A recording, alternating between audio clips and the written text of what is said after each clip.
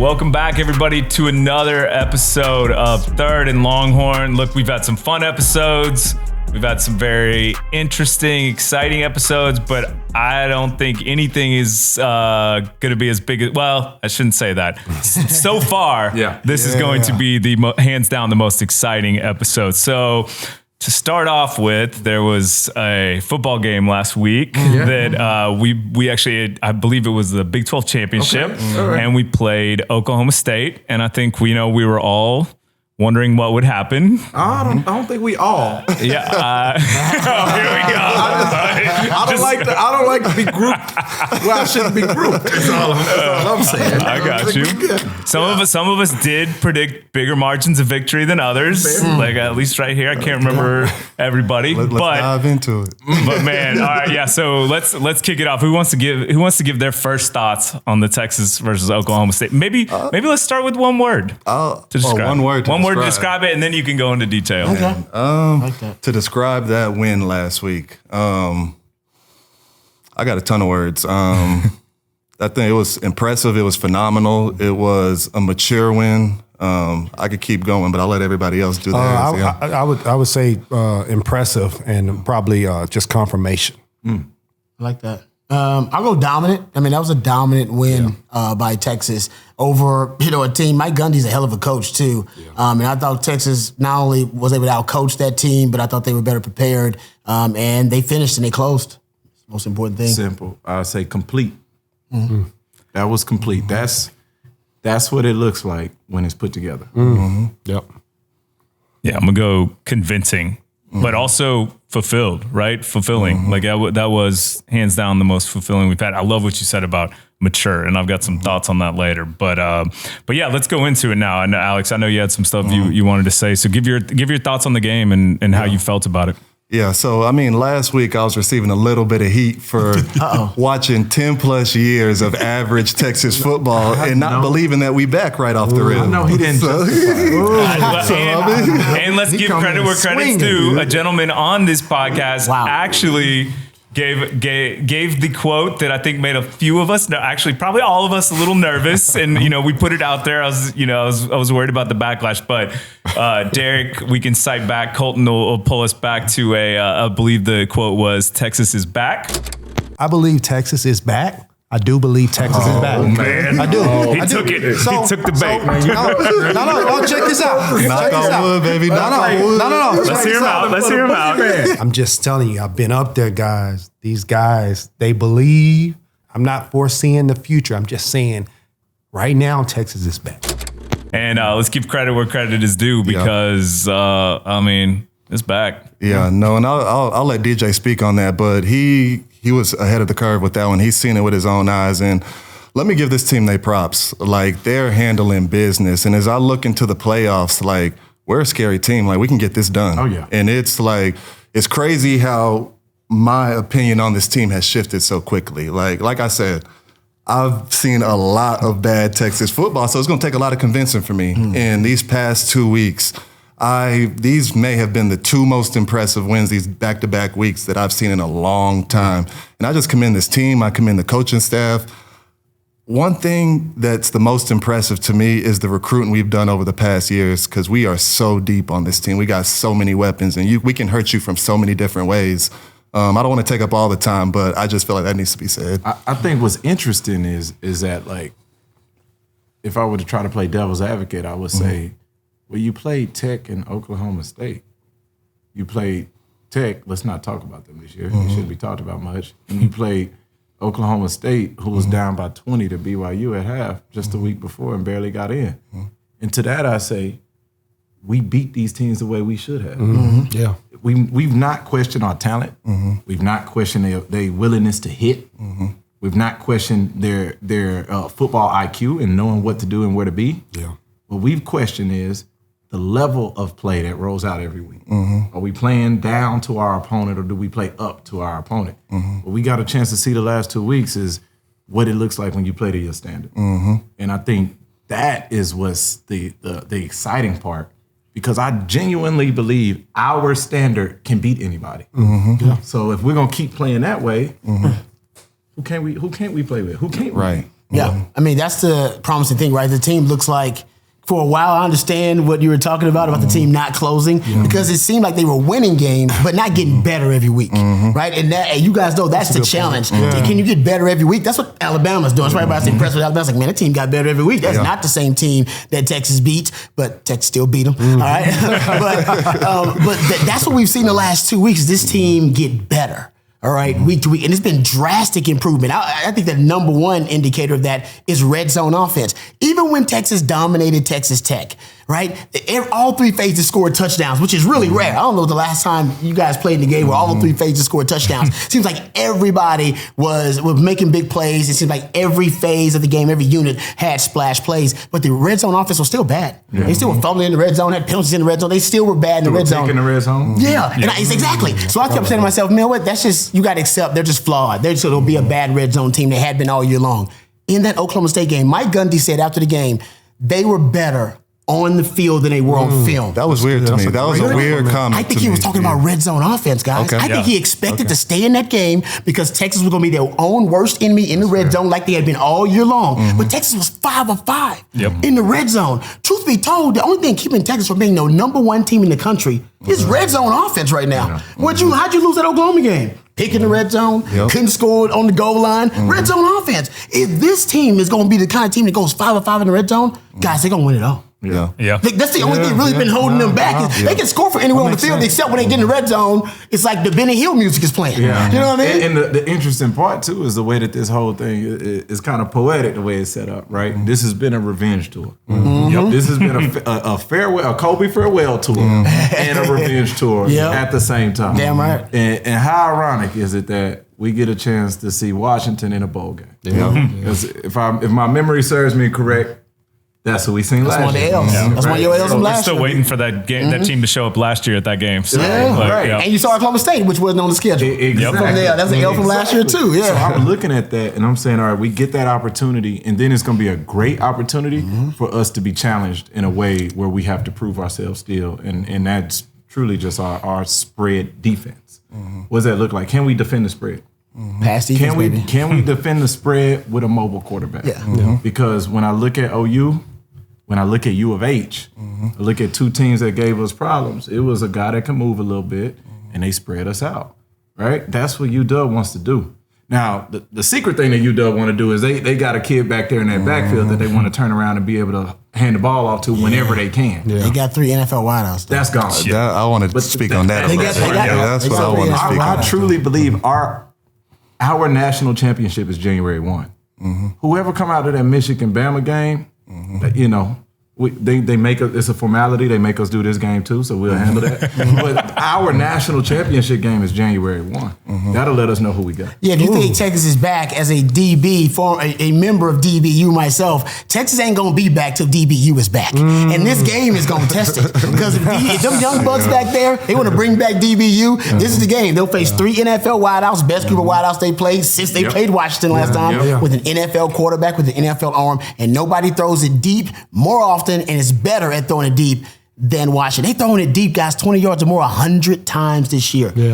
Quinn Ewers is throwing it deep 39 times. That's how often they go chunk it deep. That's crazy. That's crazy. I feel like we be taking shots. So DB, if you're a DB, dude, I'd be so excited right now. All the NFL scouts going to be watching, all right? And everybody's going to be watching that passing offense, and they're going to give you plenty of opportunities to be a hero. You're going to get beat. That's just the way it is, baby. But you get beat, but it ain't about that. You got to make as many plays as you give up. I'm excited for these young DBs in this test. I'm excited. Well, I'm gonna flip the perspective because I know you got the DB bias on the perspective, but let's let these guys get their time with that part of the defense, because I think the craziest stat I saw out of this was that Ollie Gordon had 31 yards rushing, and that Texas had 33 first downs. We had more first downs than that dude had rushing yards. Those guys take care. I mean, the fact that we are already stressing about our defensive backs, because we've already written off, by the way, there's no slouch back in the backfield for Washington. He can play. So, I think let's talk a little bit about what they did, because that Ollie Gordon's no joke. The kid can play. Last thing I'll say, y'all got. I just want to tell you, look, it's the reason he in the transfer portal. Listen, I don't want to talk about Ollie Gordon. You ain't played Texas yet. Nobody's running the football. That's done. Yeah. That part's done. Yeah. Ollie Gordon just, get in line with the guy from last week. Nobody's running the football. Taj Brooks has done the best Taj of Brooks anybody. was impressive. I respect Taj Brooks now. he had 95 yards. I don't know how he did it. Looking back on that seems like But he did a lot of human few of effort. those. No, but I'm just saying, Tech would have had a great O-line, exactly. but he's the only one that's been able to do it, guys. When was that damage done? He's the only one that's averaged 5 yards a carry on He Texas. averaged 5 yards a carry against Texas. Who? The Texas of the future. Them was the threes. Show that man some respect. It's okay. It's okay. He on scholarship I was gonna too, say, Jay. Aaron here, Austin boy. Aaron Brooks, Austin boy. Show him a little bit of love. Just a little bit, Jay. No, I feel those though. It's like getting points in mop Everybody up. gets an award. All right. Hey, Ollie Gordon had a chance to do that late in the game, and he was throwing temper tantrum in the first quarter. So my point is, your I ain't time. gonna lie. Ollie Gordon took it to the locker room. He did. They were so in his head that all he could think about was F Texas that entire That was a game. bad look for him. That was a Yeah, bad look. 100%. Yeah, staying on the Big 12 championship, I think it was confirmation on. We know how talented Texas team is. Everybody been talking about how fast and how good looking this team is. I think we don't give enough praise for how tough Texas is. Like Texas is a tough, like they're. Like that's their culture right now. They're Texas tough and Texas strong. They're hit, That's never. And you said that just a while ago that we haven't questioned none of that about the effort and attitude, all that stuff. It's just some systematic things we got to change execution wise, so we can finish games out. Right in the last couple of weeks, we've shown people how we can finish the game out. But I tell you, man, just from a defensive mind, going into the game, being able to stop this Oklahoma State was Ali. This running back, man. This is a big deal. That running back pretty. He's gonna win Doug Walker. No, he's not. He's gonna win the Doug He's Walker. really good, man. We watching film like, man. I might be biased, but had Jay Brooks not gone down, I would have loved to see who won the Doak Walker. Well, that game probably would have sealed that. It would have sealed it for us. Yeah. But being able to stop the run and make them one-dimensional, and then let our guys get after them. I mean, this was a complete game, and this kind of gave me. And I do not agree with if we win this. You said Washington I think that's the game. It's the best. It's the toughest matchup for Texas. I don't think that. I agree with Jay Hills on this. Wait. You don't think it's tougher than Michigan? You got the blue on too. You got the blue on. Big blue. Hey, open up that jacket. What you got on your knee? Like Corum jersey. Jim Harbaugh. What I'm saying is, He got slacks on like Harbaugh too. What I'm saying is, for what Bama wants, we know what Bama wants to do. We've seen Michigan do what they do all year. I don't believe style make fights. I say that over and over again. I believe because of what they want to do and what we do well, we can enforce our will that day. Now, what UW does well, and where we're getting better. That makes sense. Yeah. I got you. Totally agree. I think It's matchup UW wise, is a tougher matchup. You just said if we agree. get over that barrier, you were like, I really look believe out. that if you are able to come into that game on a neutral field and beat a team that's proven to be able to do the thing that you're weak at a high level, you beat them on that. I think that you got what it takes to go. I get that. Yeah. And mind you, it's I still get that. every That's what game it is. left I is get going to that. be a dogfight no matter what.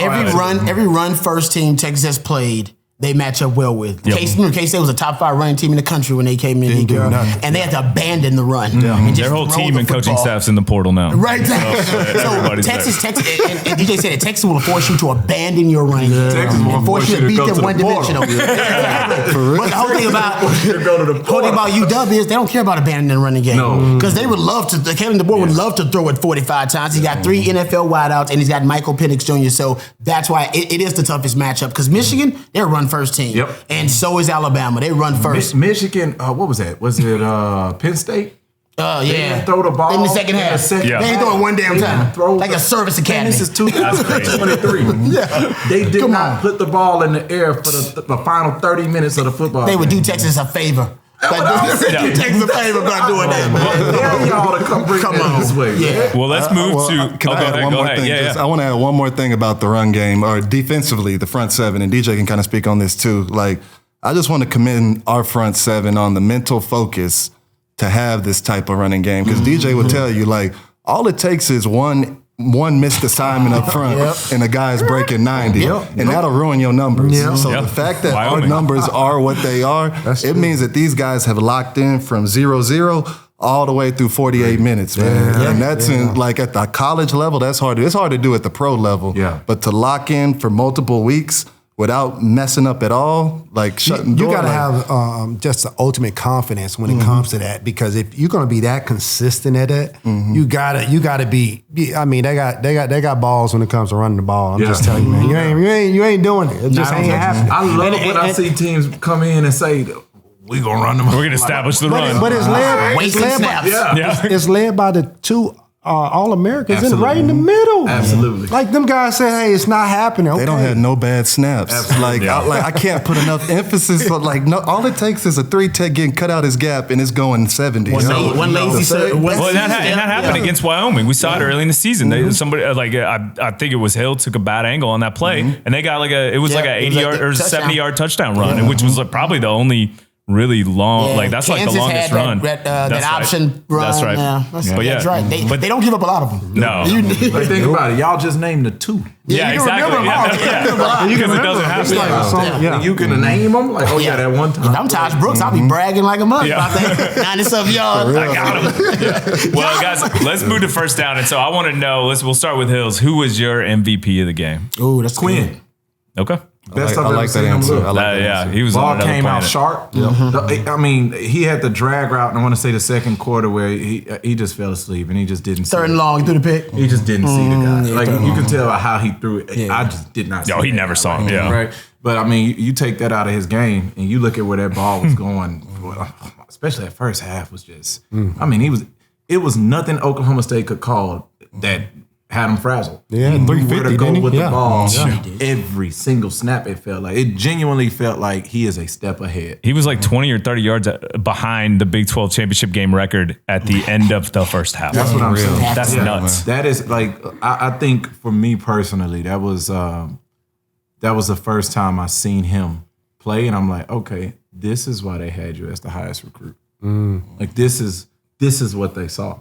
Like this is like, you can't do something that you're not capable of, right? So like you're capable of this. You know what I mean? Like that, it was super exciting to see that part. It was super exciting. And he was still himself. It wasn't like you got a chance. You see it sometimes. You get a guy that's like having a movie moment. He just having a crazy day, right? And you can tell they turned up on the side, lay out their body. This dude was himself. It was the same. Quinn, it's just, man, he was out there like an assassin, man. It's like, you can get it. You was John Wick. Quinn Wick was out there. Quinn Wick was out there giving them the business, man. That's true. No, you're right. It was Quinn. Who you got, Rod? You got Quinn? Yeah, he said it all. That's a good point. Yeah, I would have to, I guess, just to be a little different. Quinn is definitely the guy, but Sanders, JT Sanders, man, just being able to, because the offense tried to spread them out, because we have big time receivers or whatnot with Worthy and A.D. Mitchell and these guys, but being able to have Sanders take advantage of spreading the defense out. I mean, he had a great day. I mean, he was definitely over 100 yards. Yeah. So, he's a guy that I don't know if he had the best season that he wanted, but he stepped up this game. Yeah, big time. Absolutely. Yeah, no, I appreciate you saying that, because I got to go with Quinn as well. So I'm glad you dropped his name. Quinn, like, he was impressive, and like you said, it was his best game. One of my top criticisms of Quinn over the past 2 years is that he wasn't getting from read 1 to 2 as quick as I would have liked. He answered all those questions this past week, and he looked great doing it. And I would love to see, this is the standard for him, like Jay said. We need to see him build on top of that. Last thing I'm going to say, he needs to stop taking hits. Like, even when he was trying to get out of bounds, like, get out a little quicker. My heart stopped on that interception when he went for the tackle. I was like, dude, what are you doing? Give him the 6. He's got to stop taking I appreciate hits, that, man. Like, at the next level, he's going to get his head knocked off. But other than that, man, I love what I'm seeing from Quinn, and I'm happy he's made that jump. And I need to. Last time I was on here, I said something that the fastest. I was saying Blue might be. I think Keelan probably. My bad. My bad. I will say. Hey, no. I'm just telling you. No, hey guys, he fast, man. To back up your Blue's point about, really good. Blue's fast. Blue's been tracked faster though because they used to do real game in time speed tracking. Okay. Real Analytics does it. They actually have Xavier Worthy. That's the fastest clock football player. 22.7. Isn't it in college football? In college football this season, he's been clocked faster than anybody else. It was on that punt return, right? Yes, Jaden Blue, and this is in-game tracking, so it's not obviously they're not taking every player on every down squad ball carriers. Jaden Blue has been clocked as the fastest running back this year in college football. Yeah. So Texas technically has the fastest wide receiver and running back that's been tracked in games. Soccer speed, baby. So I think you're right about Keelan Robinson. I think he is faster. But Jaden Blue can go. He can run. Yeah, I know what DJ talking about. He talking about the one where that boy hit that hole. I think it's an inside zone read from the gun. He hit the hole.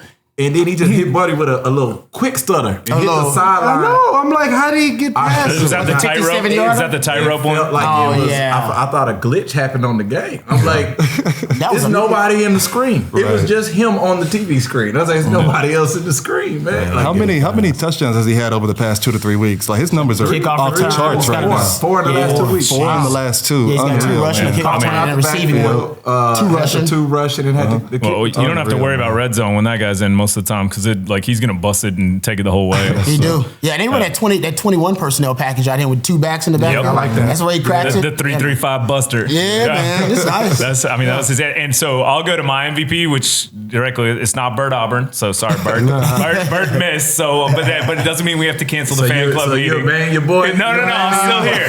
Hey, by the way, No more endorsements. He made all his extra points. I think he had like 7 extra points or 10 extra points. I don't know, but I want to give. I haven't said this all year.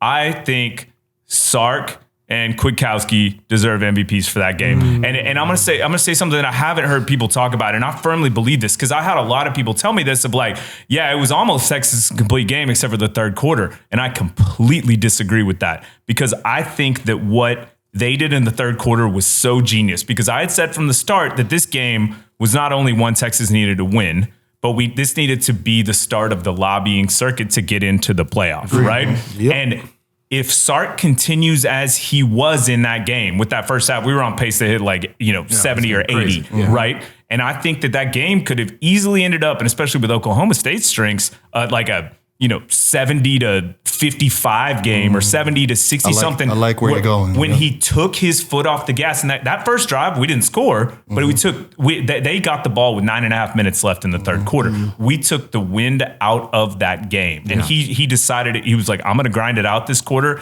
And then he let him go in the fourth quarter and do their thing. But I think that third quarter was genius because then it turned into Texas, this game was over in the third quarter. And I don't know if you guys saw it, the mental perception of this team everywhere shifted to Texas is unstoppable. Yeah. Texas is scary because they saw the Tech game. They saw that. Meanwhile, 2 weeks ago, we were like, can this team close? We squeaked it out. And I think that, Sark didn't even really have to lobby. He didn't say a word. I thought he was going to go on a promo circuit, a press tour, and he didn't. Instead, and the crazy part was, not only did we not squeak in the playoff, we were the 3rd seed, right? Yeah. And That's a big deal. And we didn't go undefeated, right? We were the top not undefeated team in the nation. So I give him credit, and I think Kwiatkowski has quietly just had one of the best years as a defensive coordinator, and they bend a lot, but they don't break a lot. And so I think we lose track of how good that defense has been. Well, and they're good situationally. Yeah. They're a top 3 red zone defense, and they're a top 3 third down. They're the best third down defense in the country. That's insane. That's amazing. And people wanted Kwiatkowski fired. You got a defense. Essentially, what I'm hearing is we got a defense that you can't run on. Yep. That will get you off the field on third down. Yep. And when it's crunch time, you can't score on. That's K-State. Pretty much. Yeah.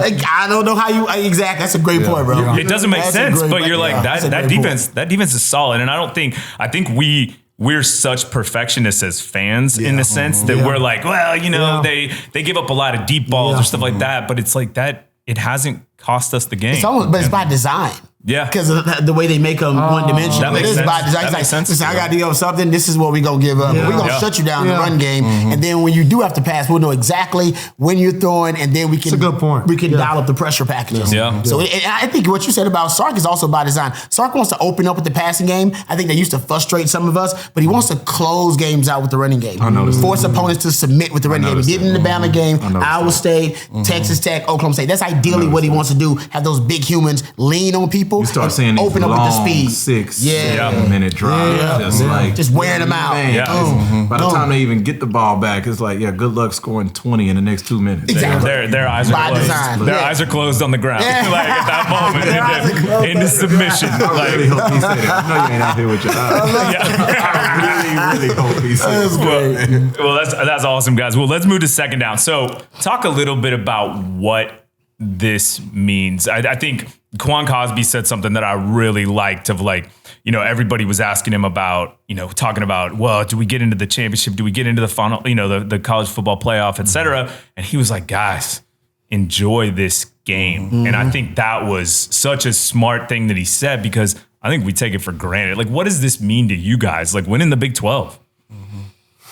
That is for Texas has been so average to below average for so long. I think for a lot of Longhorn fans, it is hard to process it because a lot of Longhorn fans are expecting the worst. They're expecting something bad to happen with all this. Yeah. And I think they do need to accept that this team is, in fact, a great team. It's just that simple. We've been talking about, man, they're a good team, really good team. No, they're great. They're a great team. This is one of the greatest teams in Texas football history. Speak on that some more. They're not done yet. How many teams have won 12 games and won a conference championship in Texas football history? Not many. All right, this team is a great team, and I think we need to learn to enjoy that. They're not done; it's not over, and they've put themselves in a position now where they can play for it all. And I think now they've all made us true believers. Well, and we did it without our stud quarterback for a few games, and we lost our All-American running back. Name a team that's left that you take both of those off, and they still win those games. Like minus Florida State. Mac Brown used to talk about it. Mac Brown used to talk about it, right? As he would. I remember Mac Brown would break the schedule up every year. We would go coming out of fall camp, and he'd put the schedule on there, and he would redline like what these 4 games are, what these 4 games are, and what these 4 games in November. And it's like, all right, in the beginning, we're Texas, right? Let's figure out what we got, and then there's gonna be this gauntlet. And that's when we're gonna know what kind of team we actually are. Yeah. And then this last part is championship football. Like if you want to be playing late in the season, if you want to be playing late December, you want to be playing January, this is where it's going to happen. And what's been cool to see from this Texas team is like we've gotten better and better. And I can honestly say the last 3 weeks, the effort, the hitting, and the football IQ has been there of championship football. The last 2 weeks, the execution has been there. Not getting the holding penalty, right? Not putting that ball on the ground. You know what I mean? Just easy strip too. It ain't like you got stuck and let it go. It's just an easy strip, like not being careless with the football. We've seen championship level football, and we got a championship out of it. We got a Big 12 championship, right? Amen. So we got one out of that. I think when we think about like what does it mean achieving a Big 12, I think it's one of y'all said it earlier, like confirmation was what you said. Yeah, I'm like, this is confirmation. You got a young championship roster. You got a seasoned championship coaching staff. You got a real championship culture. And now you're going to take what's yours. And they call it neutral fields, but it's New Orleans and then it's Houston. Hey, I like that. You know what I'm saying? We got we got Bama, Michigan, and Washington. 2 of those 3 got to come to the South. Like 2 of those 3 got to come to Texas, Louisiana. Like you know what I mean? Like I'm like, Third coast, baby. Yeah, you got to treat it like it's the house. 33rd. You got to treat it like it's the house. Well, let's move. That kind of goes in nicely to third down. So I want to hear you guys' thoughts. As far as the committee goes, I know I was a man who was lacking faith in that committee. I had a rough night that night sleeping. I was very worried that something was going to happen and we weren't going to get this opportunity. But did the committee get it right in y'all's opinion with all 4 seeds?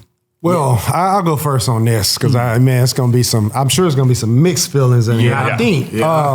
So, best 4 teams, probably yes. Okay. I got it right with the best 4 teams. Best deserving teams, I think they left one out.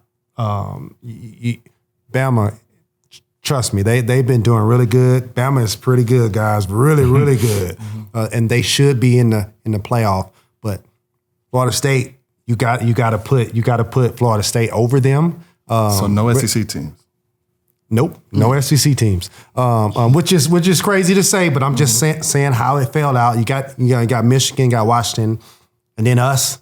Then you have to have Florida State in there, and yeah, they would mess up some viewings. They would, because I'm just telling you, they'll get wiped out in that top 4. I know, but I mean, good thing we didn't have to deal with that. But that's Florida State. I don't think that's right. It's not right. It's not right, right? It's not right. It's not fair. But life's not fair. You're invited. Right? Yeah. You're invited. And if you're teaching your kids life is fair, you might be doing them a disservice because we know it's just not fair. I agree with everything you said. They have a valid complaint. Florida State doesn't have a valid argument, but this is a television product, and that's what it comes down to. Yeah. And it's about getting the most viewership so you can get the highest ratings. We know that now. Like as players, yes. you're like, we won all our games. You're right. What's going on? They feel like they've been lied to their whole lives because about the meritocracy and the sanctity of winning, and they're like, oh no, we won. So what does all that matter? We won. And yeah, it sucks for them. But I think, first of all, it being a television product, trying to get the best TV product so you can get the most viewership, they got it right, man. It's Texas, Michigan, Bama, and Washington. Guys, it won't. I don't think you could have. I don't even know if they could have gotten a better matchup. Yeah. It's going to be fun. Conferences. Saban, Harbaugh, Sark, and Kalen DeBoer. Yeah. I mean, those are like some of the hottest names, if not the hottest names in the coaching world it's right sexy. now. It's sexy all matchup. sexy, man. I think they got it right, guys. In terms of being a television product, but you're right. It's unfair. Yeah. I feel you with the players on Florida State. That's really who I feel is affected the most because you play week in and week out. You put your heart, you put your body on the line, and you're not rewarded for those sacrifices.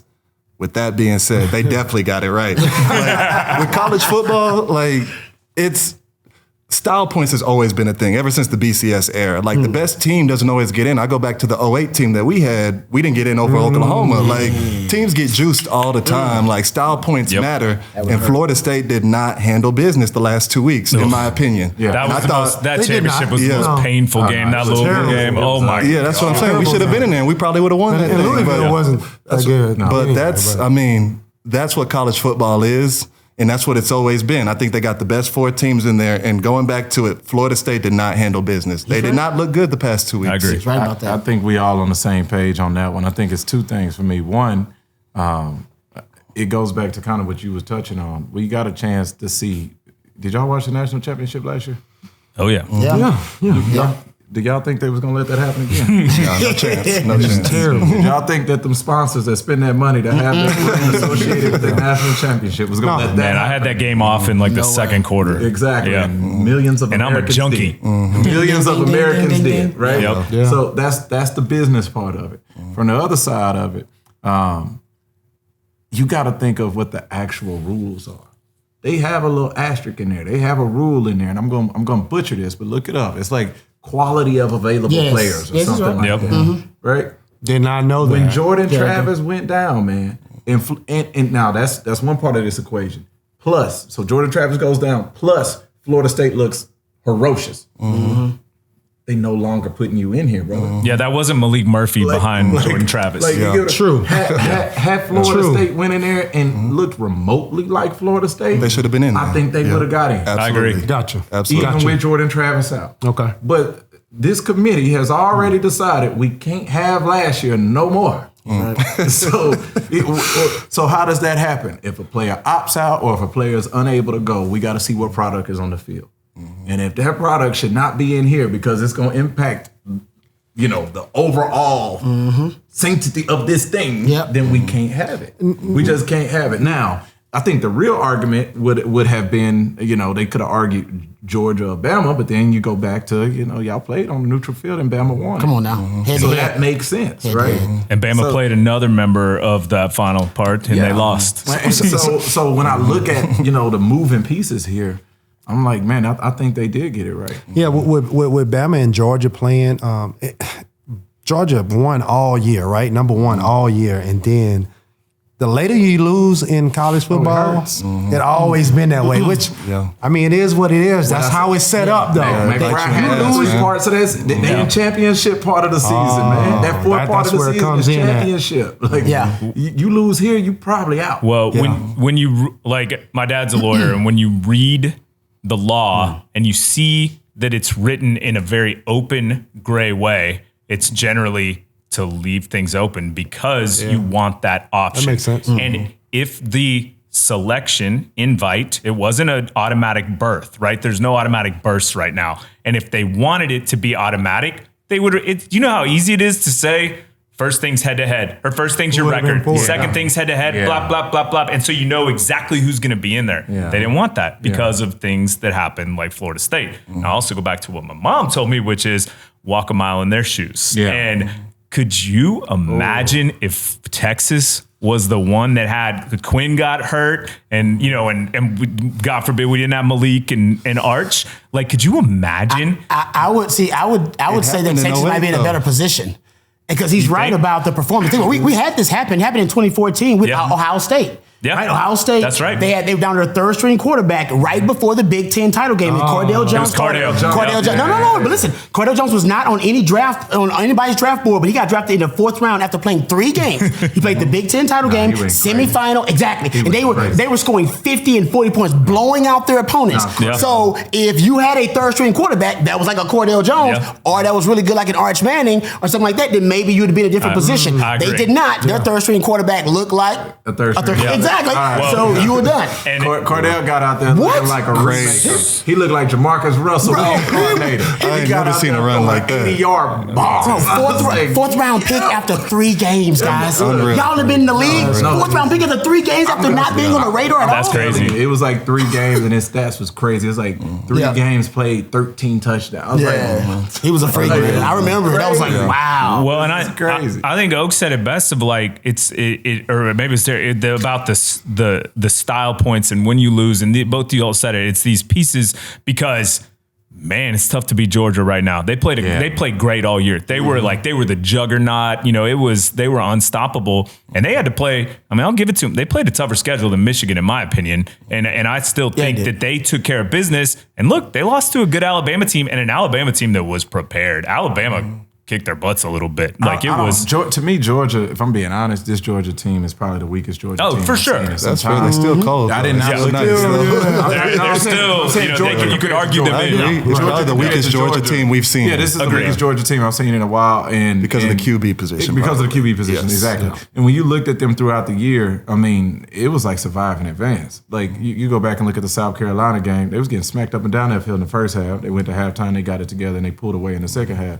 You go back and look at Georgia against Auburn. Yeah, Auburn was almost as close as Alabama was. Auburn is almost not a 500 team if they close it out against Georgia and Bama. Alabama, that's true. Yeah, they gave them a 4th and 31. Yeah. And then they you know, the last 3 minutes of that Georgia game. That's the SEC. We about to be there. But they didn't stomp some teams too, though, like Ole Miss, and like they didn't have some good wins in that stretch as well. That's fair. That's fair. But when I look at this Georgia team, I'm like, if there was a Georgia team to get left out, it was this one. That's fair. Yeah. Well, I want to move it to 4th down because I know we got to wrap pretty soon. But at this, and I'm going to pose this to each y'all, and I want to hear it because I heard someone ask Booger McFarland this, and I liked the question, and I liked how he answered it.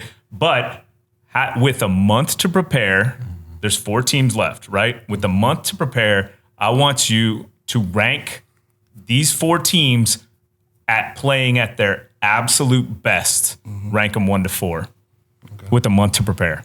Who wants to go first? I think it's easy. I'm gonna go. I like us number 1. I'm not gonna lie to you. If we bring our A game, we bring the game from the past 2 weeks. I like us number 1. That's what Booger said. Yeah. Number 2, I think is Bama. I think 3 is Michigan. I think 4 is Washington, and I think that's the correct answer. Like I don't know what anybody else has to say. Part to add, I think that's the correct answer at the end of that. You rank Michigan 4th? No. I think he hit it right on the head. I think he hit it. I think we're the clear 1. Yeah. And then if I was to toss up at all, I'm going Harbaugh versus Saban preparing for this game. Oh, yeah, you said 3rd. And I just won't go against what Saban's been able to do. So I think Saban is the greatest college coach of all time. So, What was that? I didn't say no. Jay was ready.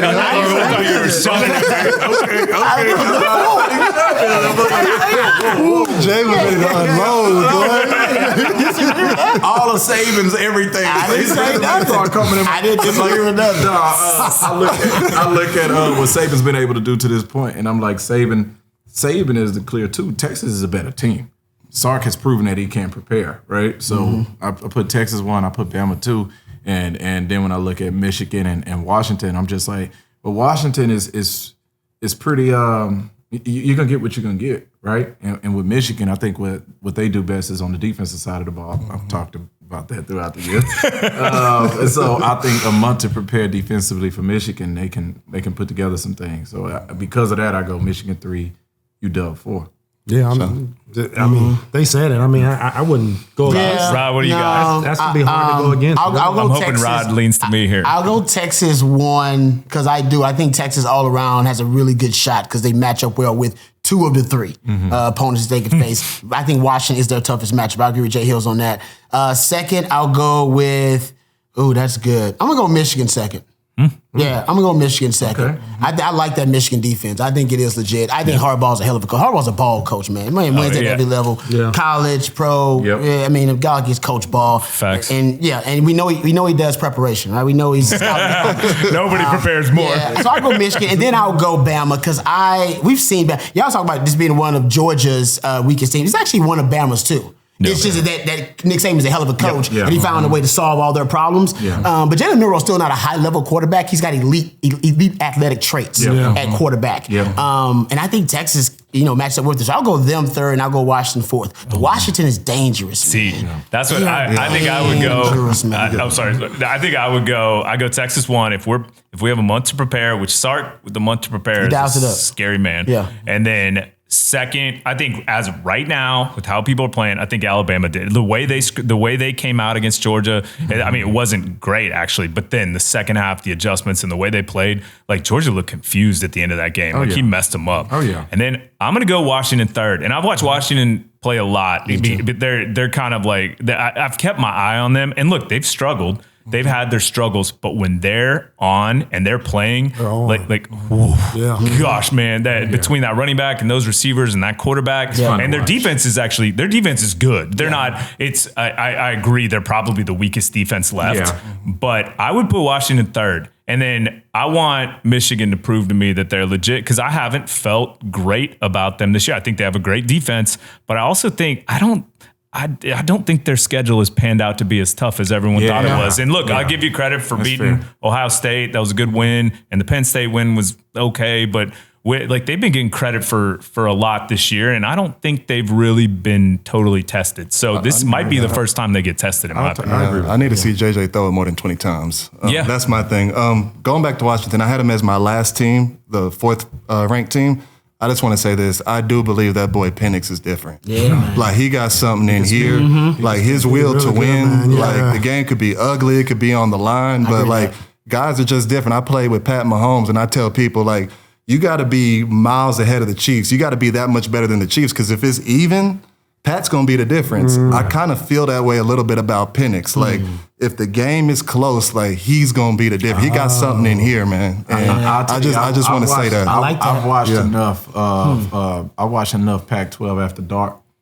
I don't know if y'all. I watch a lot of ball. Me too. So, by the way, they've dropped the branding on that After Dark because they should make that special. That Pac-12 After Dark.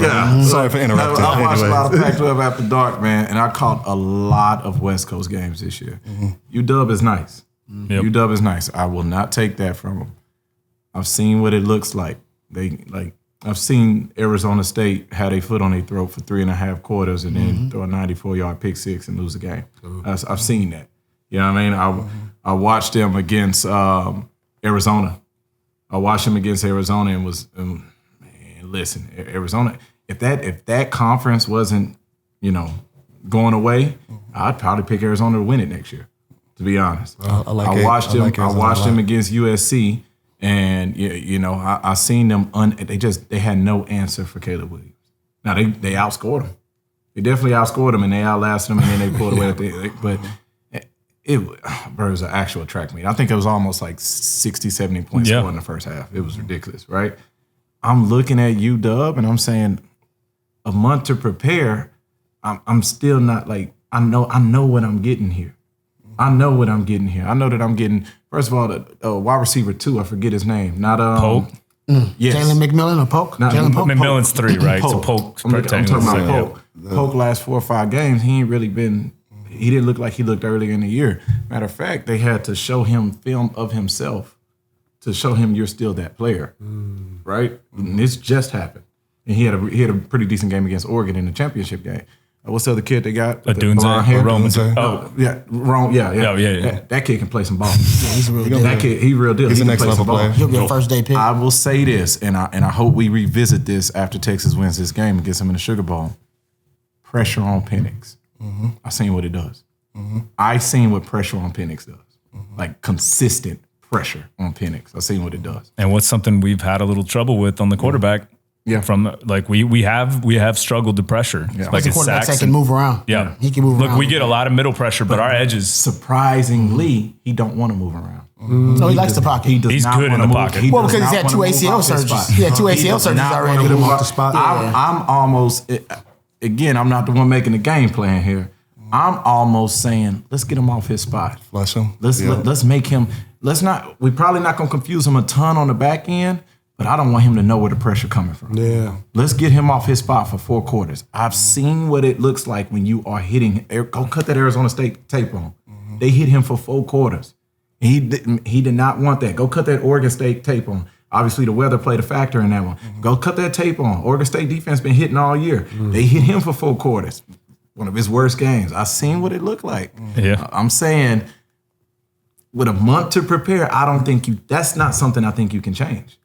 I don't think you change that. Well, I'm gonna say Can this Texas change and their I know we That's gotta wrap here, but I think that, and look, we've got a couple more episodes or a few more before, so I want to we'll do a full episode on previewing the game. Maybe we'll preview both games, but I do think the interesting thing about this is you've got Michigan on one side who just wants to run the ball and beat you on defense, right? They're about as grimy or like just hard-nosed, right? That's supposedly. You got Washington, who's like finesse, just like beautiful passing, kind of like West Coast, and then you got kind of East Coast ball. But then you move in and you have Alabama, who's kind of a little trying to. They're more of a grinded out, but they're like trying to be both. And then you got Texas that can do whatever. So that's why I think we all have this feeling of like, if we do what we do, we're the toughest matchup. Because what do we do? Right. What do you prepare for if you're another team? Right. Do you prepare for Jaden Blue, Keelan Robinson, Cedric Baxter, Xavier Worthy, JT Sanders? You know what I mean? Yeah. Like it's just like, what are we? We got to spoil the riches for sure. Yeah. I would if I was preparing for Texas, I'd force them to run the ball, just because the running backs are young.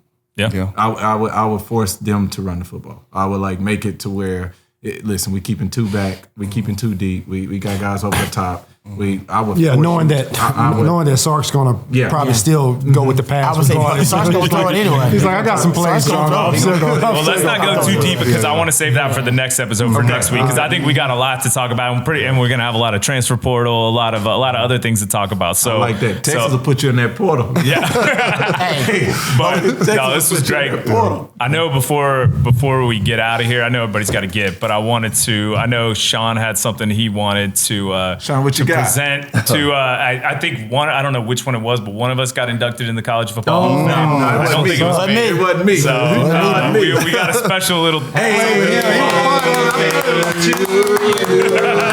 Happy Hall of Fame to you. Happy Hall of Fame, dear DJ. Appreciate it, y'all. Happy Hall of Fame to you. That's cool. I just How many now, bro? yeah. How many is that? I mean 5, My man is like Thanos. He collects. Stop piling on the faves, dog. Congrats, man. I just want to say a few words on DJ. I've gotten the chance to kind of get close to DJ over the past couple of years. His wife and my wife have been pretty close, so I've gotten to really get to know DJ. The type of man he is, like the type of person this dude is. Like, I call him my OG. I call him like my mentor, man. Like, and it's weird, but I try to be like him growing up, and I just want to commend him for that. And I want to say it's undisputed. you the greatest defensive player that the Longhorns have ever fielded out there. The GOAT. DJ, I know you. I've been knowing you since I was a kid. Look, I used to come to before I was in high school. Look, I'm like, look, just look. And the respect I got for DJ is like unmatched. I would say, as a Hall of Fame player, you the same person. Yeah. A Hall of Fame person. Absolutely. And I still remember me and Fozzie as freshmen, and like we'd be outside the bubble, and it's so late.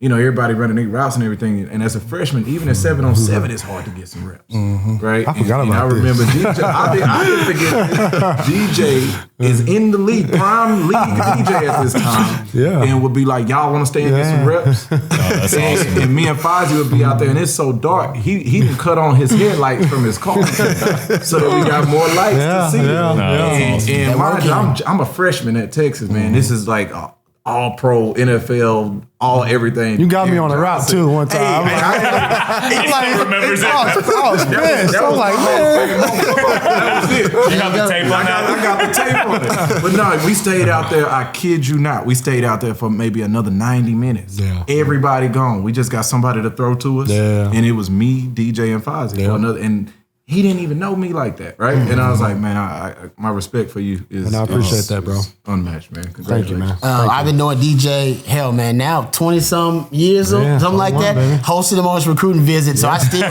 still claim credit. You get it. I'm always gonna put that on my resume. But I'll say this because you made a lot of Hall of Fames, and I think I've told you this theory before, and I've thrown it out there a lot. I think you should be a Pro Football Hall of Famer, and you would have been. And I'll tell you why. What held you up? Because in your career, you made your All Pros and Pro Bowls later in your career. Around time you get to 30, right? You started making your All Pros and your Pro Bowls. And my theory is what happened was around that time, right in 2010, 2011. The NFL becomes a spread league. Cam Newton comes, RG3's a little bit later on. They started spreading. He started stealing concepts from college, taking them to the NFL.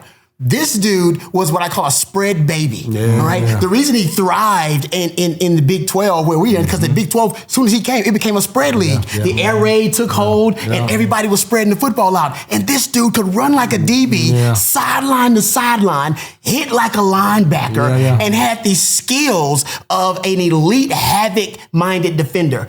And real quick, another story is the tomahawk punch that he's famous for. I hope you don't mind me telling people this. Hit a tackle. Yes. Dude, and Hill used it in the Big 12 championship. Yeah, he did. I know. We didn't teach. The coaches didn't teach him that. He came doing that out of high school, guys. That was him naturally doing that. We started teaching it as a technique at Texas after he did it. It was like, that's good. Guys, do that. Everybody do more of that. That guy's good. Do what he did. That guy's awesome. That's where we got them county fair drills from. So but my point is, this is why if the league was a 3 yards and a cloud of dust league when you got there, and by the time you left, it was a three-step drop league.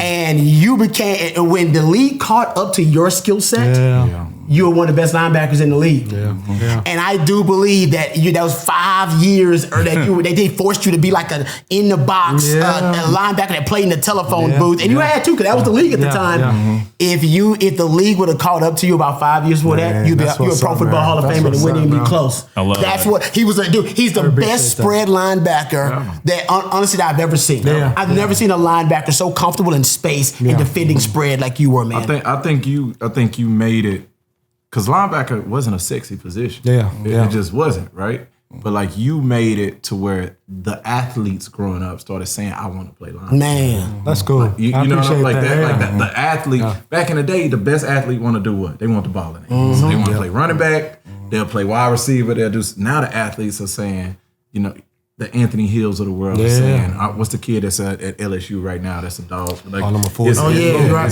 kids that are now saying, "I want to rush." And I want to defend 53 this way. Like they want to run sideline to sideline. And now, like you said, the league has caught up. Man, you didn't left your stamp on this thing. Man, I appreciate it, dog. Well, man, and I'll say, because I look, I've only gotten to know you like over the last year, and a lot different from you guys, right? It wasn't football, but I grew up as a fan, right? And I think, and I will say this, you were the first time. Look, I was a young kid. I loved offense, right? Offense was fun. It was like, I love watching the quarterbacks and the receivers and the running back. you were the first time I got excited to watch Texas play defense because. Man, the stuff you used to do to people, like I don't even know how those people kept playing football after that. I'd have handed you my jersey if you ever came near me, even like at that speed. I'd be like, I'm good, I'm done. But I will say the craziest part about you that people, I don't know that they understand is you are one of the most genuinely great human beings out there. Like, and for me, it was such a strange thing because I pictured you as like a stone cold assassin, serial killer with the way you took care of business on the field. Yeah. And so to meet you and understand who you are as a human being, it was even more impressive to me. So, man, props to you. You deserve everything you got. I appreciate it. Thank you, brother. Thank you. Yeah. Thank you. Yeah.